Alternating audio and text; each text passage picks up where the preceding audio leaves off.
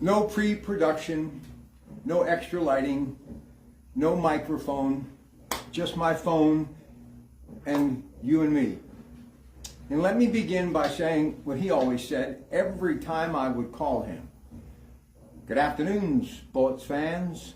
That is how Frank Digger Dawson, every single time that I ever called him, and it was frequently, that's how he would answer. I will not delete his contact in this phone that I'm filming this video with, because when I'm scrolling and I see his name, it'll make me smile. Look, make no mistake about it, I'm not the only one that Frank Dawson helped with his mentorship along the way. An incredible husband, father, business leader, advocate for everything that is community. That Hall of Fame, that name, Lou Holtz, you name it, he's done it all. The alumni, all-school reunion that so many incredible locations are now doing because of what he did when he started it many years ago. You know, people have often said, why do you still go back to East Liverpool? Why did you spend 20 years there and at least 10 of those going back and forth at that other full-time job in Pittsburgh and all those television shows? Because of the Digger. He's been the one constant in my life. He and his wife Gretchen, that family, Belinda, all of them, as they have to all of us. I'm going to tell you a story that nobody has ever heard. And I think this will prove a point of how incredible Digger was and how he found a way to communicate. No one has ever heard this story. So back when we started this century, those who knew me then know how reckless my life was, because I was tempting fate. Between 5 television shows, working multiple days and nights at KDKA, and going back and forth to East Liverpool, there was little time for sleep. And sadly, because of the way I worked, it's one of the reasons why I'm single again, because those who cared about me were worried. You can't go on just a handful of hours of sleep. I just couldn't tell people no. Never. Could not do it. So one day, back in about 2003 or 4, I get a call from Frank. And Frank was always understanding of my time. Whenever he would ask me to do a charitable function or help him out or do anything, he understood how busy I was, so he didn't reach out that often, especially when I became a full-time employee in Pittsburgh. But on this day, I was in the middle of juggling a whole lot of stuff. And he said, look, I need you to come to East Liverpool. And I'm like, when? He said, like today. And every time I tried to get him off on another subject, he came right back full circle. So are you leaving? Are you in your car? Where are you? So finally I relinquished and I went. And he started talking not about what he wanted to show me, some new decor, but about his profession.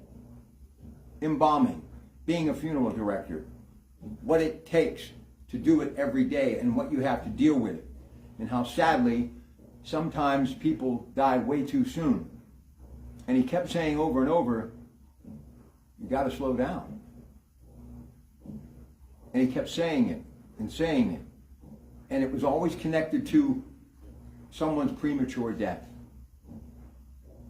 And he said, you know, a lot of people care about you. And he did use the word love. So you got to slow down. So I went back to a whirlwind life.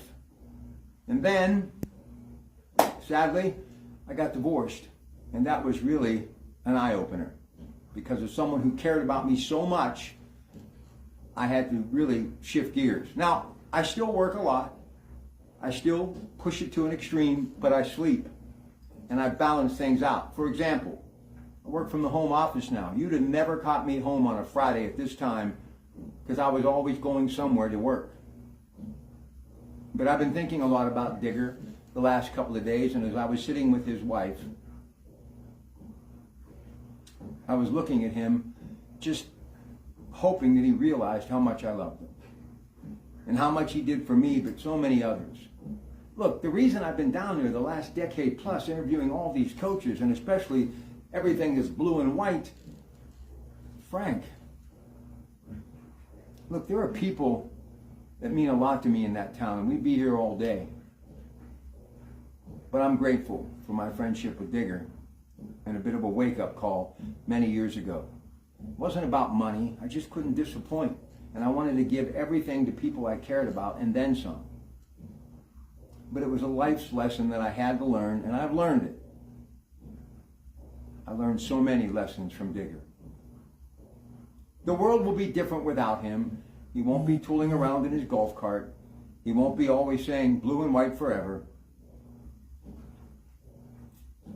But if you know somebody that never heard of Digger, which is hard to believe, tell them a story today over the next couple of days. And if you knew him, you know what to do. So, my dad, gone 25 years ago. It's been a rough couple of weeks, couple of years, but that's what happens. The older you get, people that you love pass away.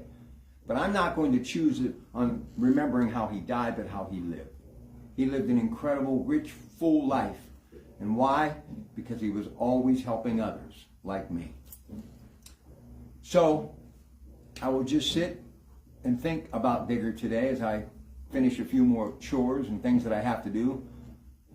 But when I go on the radio tomorrow, I'll be thinking of Digger and how I first met him in that parking lot many, many years ago, coming out of a little radio station that I thought would just be a little stop along the way. But little did I know, it would become a huge part of my life. And for that, and friendships like Digger, his family, and others, I'm grateful. It's your Pratte Pack. Hug those you love. Keep them close, because time stands still for no one. And never forget the life's lessons that he gave us all, and the time that he gave every one of us. And you know exactly what I'm talking about.